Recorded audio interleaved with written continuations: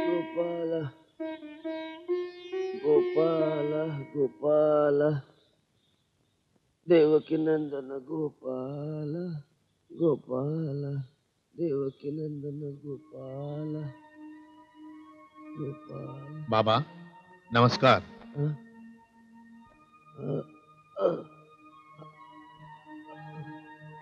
आपण गाऊन येतली तसदी घेतली बापा. बस बस बस.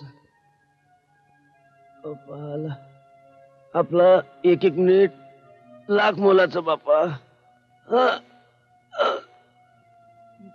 गोपाला आम्ही आम्ही काय आम्ही बोलून चालून फकीर.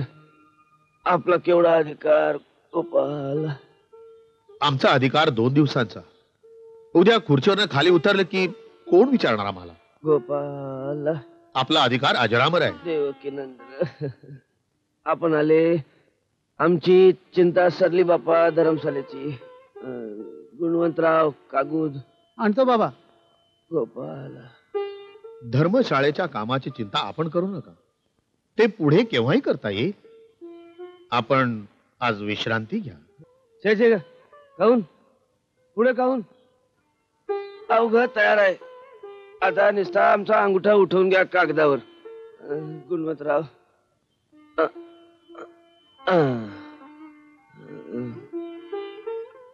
कबीरानं म्हणलाय देह घडी की पावनी. गोपाल शरीराचा काय नेम. आपली लेक भल्या घरी पडली की बापाले जसा आनंद होतो तसं मला सुख झालं बापा.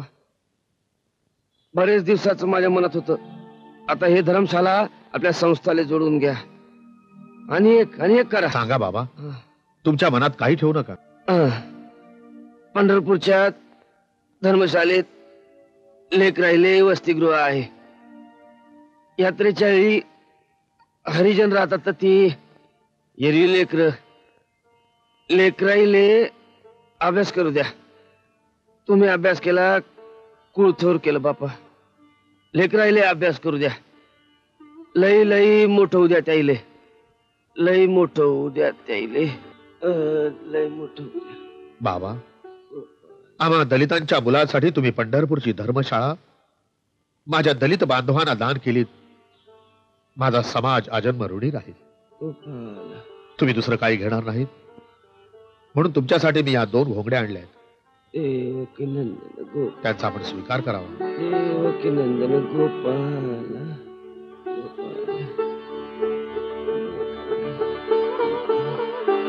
येतो. नंदन गोपाल.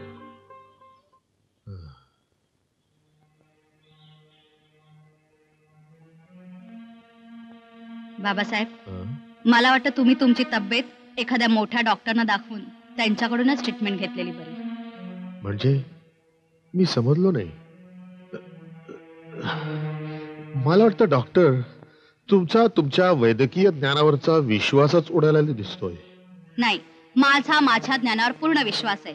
पण उपचाराला जर पूर्ण प्रतिसाद मिळाला नाही तर निष्णात डॉक्टरचे प्रयत्नही व्यर्थ ठरतात.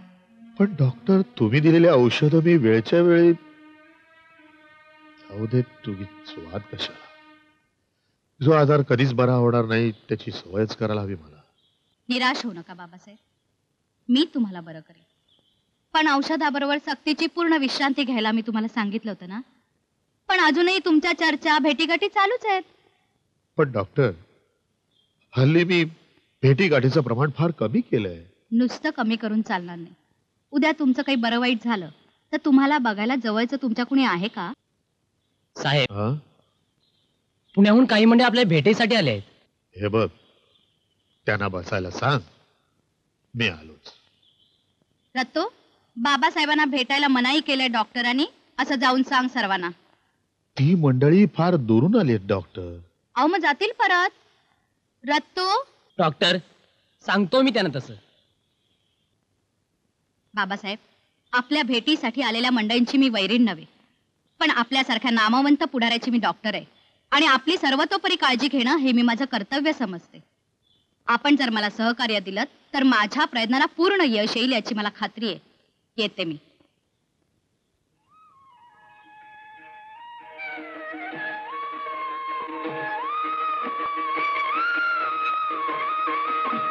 हटायचे नाही नाही करायची खंत, हटायचे नाही नाही करायची खंत, रात जरी भयानही आहे तिला अंत, रात जरी भयानही आहे तिला अंत. पूर्वे बरस झळकती तेजाची निशाणे, पूर्वे बरस झळकती तेजाची निशाणे, तेजाची निशाणे. आपला बाबासाहेब आंबेडकर. प्रिय भाऊराव यास सप्रेम नमस्कार विनंती विशेष. मुद्दाम पत्र लिहिण्याचे कारण की गेल्या बऱ्याच दिवसापासून माझ्या मनात पुनर्विवाहाचा विचार चालू आहे, परंतु सार्वजनिक क्षेत्रात काम करणाऱ्या पुढाऱ्यांच्या खासगी जीवनावर सुद्धा त्यांच्यापेक्षा त्यांच्या अनुयायांचाच अधिकार असतो असे मानणाऱ्यांपैकी मी आहे. तुम्ही तर माझे जवळचे ज्येष्ठ सहकारी आहात, म्हणून मला आपले मत आजमावणे आवश्यक वाटते. आजारीपणात माझी शुश्रूषा डॉक्टर शारदा कबीर ही मनोभावे करीत असते. आता या वयात मला शरीर सुखापेक्षा सुद्धा माझ्या वृद्धापकाळातील सुखदुःखाशी समरस होईल अशा सहचारणीची गरज आहे. डॉक्टर शारदा ही त्या दृष्टीने योग्य निवड ठरेल असे मला वाटते. माझ्या या निर्णयाचा समाजावर काय परिणाम होईल हे मला आजमायचं आहे. आपले जे काय मत असेल ते निसंकोचपणे मला कळवावे, यासाठी हा पत्र प्रपंच केला आहे. काय रट्टू, झाला का फोन? हो साहेब. चला आता आपण परवाच्या भाषणाचा मसुदा तयार करूया. हो साहेब, तुम्ही घटना समोर मांडलीत तेव्हा तिला कडाडून विरोध करणारे लोकच तुमचा सत्कार करतायत. हे गमतच आहे नाही? चालायचंच. एखादा माणूस वेगळा विचार करायला लागला की त्याची टिंगल टवाळी ही होणारच. आणि त्याचं कार्य सर्व मान्य झालं की ते कार्य आपणच केलं असं भासवायचा हा तर राजकारणाचा उद्योगच आहे. हा. त्याकडे आपण लक्ष द्यायचं नाही. चला आपण आपल्या कामाला सुरुवात करूया. हो हो साहेब.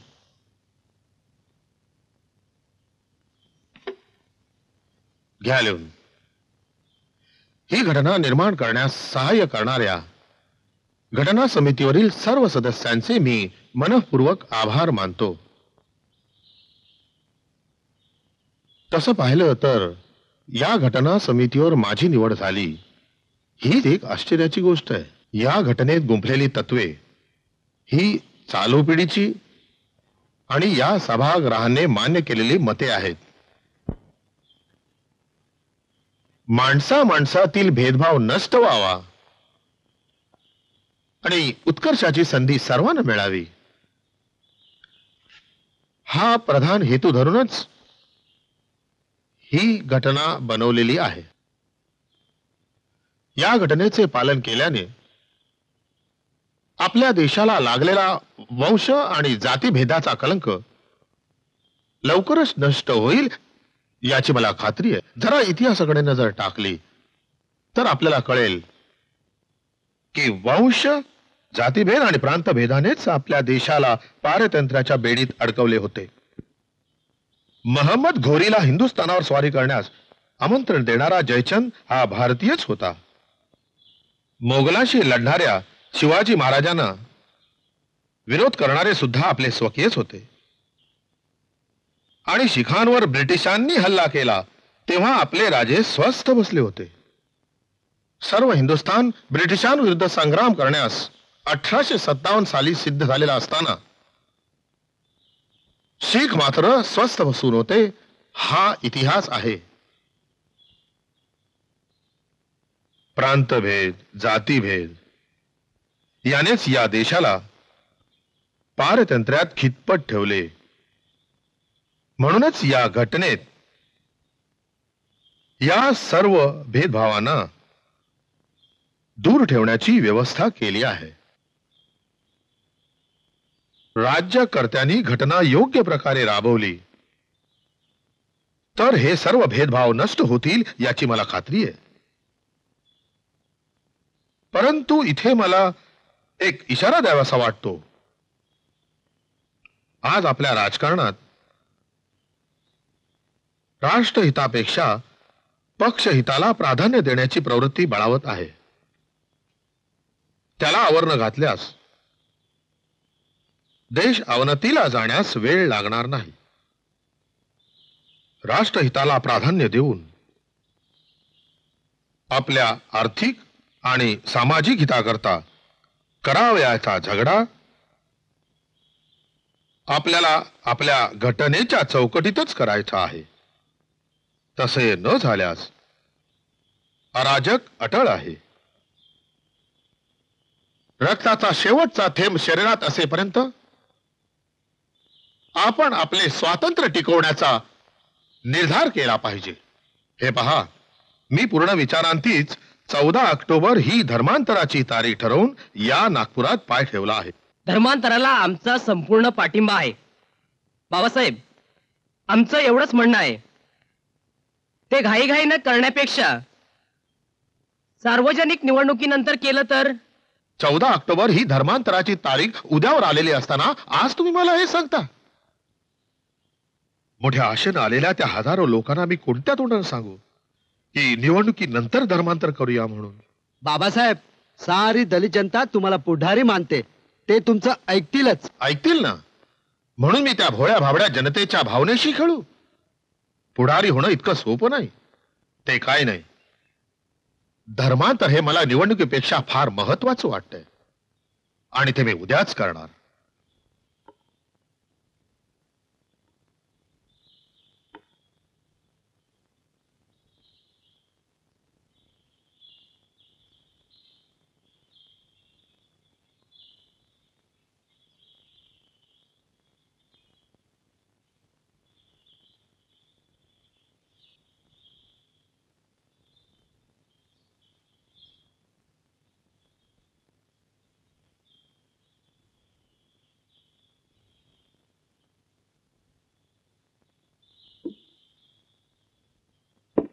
नमो तस्स भगवतो अरहतो. नमो तस्स भगवतो अरहतो. सम्मा संबुद्धस्स. सम्मा संबुद्धस्य. नमो तस्स भगवतो अरहतो. नमो तस्य भगवतो अरहतो. बुद्धं शरणं गच्छामि. धम्मं शरणं गच्छामि. बंधू भगिनीनो, मी हिंदू म्हणून जन्माला आलो असलो तरी हिंदू म्हणून मरणार नाही अशी येवल्याला 1935 साली मी प्रतिज्ञा केली होती. ती प्रतिज्ञा आज माझी पूर्ण झाली याचं मला समाधान वाटतंय.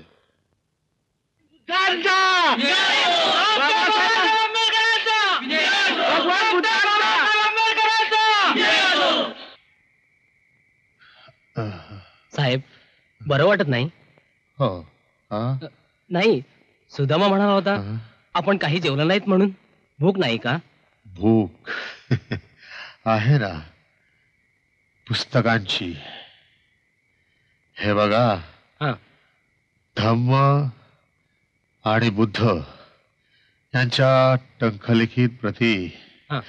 तसंच आचार्य आत्रे, SM जोशी आणि ब्रह्मदेव सरकार यांना पाठवायची पत्र काढून ठेवा. बरं साहेब. उद्या टपालानं रवाना होण्यापूर्वी रात्री मी ती वाचून ठेव. हो. बर, रात्र बरी झाली, हा. निघा तुम्ही. बरं साहेब. आणि हो, ती बुद्धं शरणं गच्छामीची रेकॉर्ड लावा. लावतो साहेब. बुद्धं शरणं गच्छामि. बुद्धं शरणं गच्छामि. धम्मं शरणं गच्छामि. संघं शरणं गच्छामि.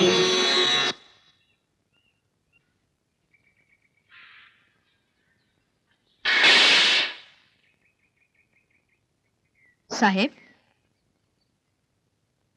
साहेब उठताय ना साहेब साहेब साहेब साहेब साहेब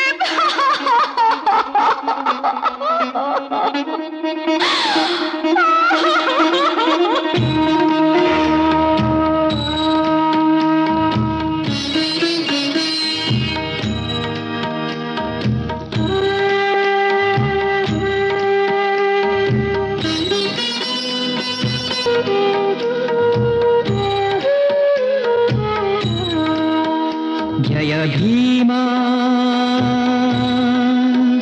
जय शुभंकरा जय भीमा जय शुभंकरा तुझ कोटी कोटी प्रणाम तुझ कोटी कोटी प्रणाम तुझ कोटी कोटी प्रणाम सत्य शांती तू दया क्षमा तू प्रेमाचा विश्राम तुझ कोटी कोटी प्रणाम तुझ कोटी कोटी प्रणाम तुझ कोटी कोटी प्रणाम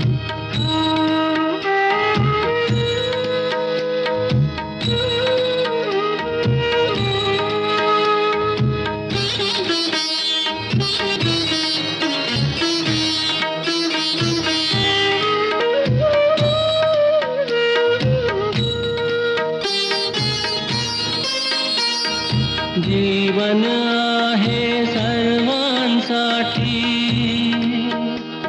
हाक तुझी सार्थकी लागली अपमानित त्या उपेक्षितांना तूच अस्मिता दिली अपमानित त्या उपेक्षितांना तूच अस्मिता दिली माईचा पुत्र सानुला मार्ग दीप तू मानवतेला जीवन त्राता शक्तिदाता अजरामर तव नाम तुझ कोटी कोटी प्रणाम तुझ कोटी कोटी प्रणाम तुझ कोटी कोटी प्रणाम